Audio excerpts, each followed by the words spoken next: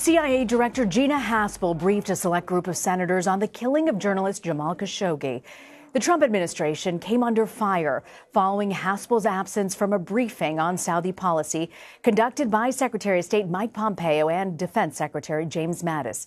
Khashoggi was killed in October after visiting the Saudi consulate in Istanbul. Since then, CIA sources have said it's highly likely that Crown Prince Mohammed bin Salman knew about the killing.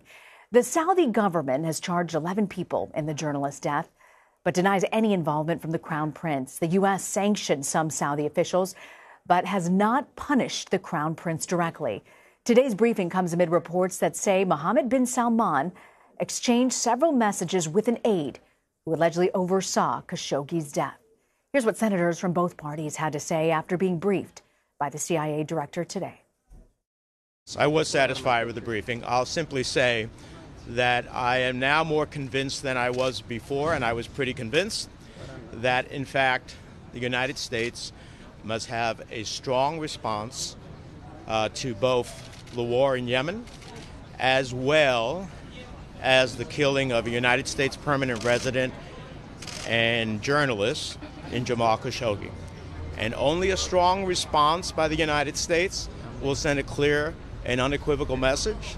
I went into the briefing believing it was virtually impossible for an operation like this to be carried out without the Crown Prince's knowledge. I left the briefing with high confidence that my initial assessment of the situation. And outgoing Republican Senator Bob Corker did not seem convinced that MBS was not involved. Here's what he had to say after Haspel's briefing. I have zero question in my mind that the Crown Prince, MBS, ordered the killing, monitored the killing, knew exactly what was happening, planned it in advance. If he was in front of a jury, he would be convicted in 30 minutes guilty.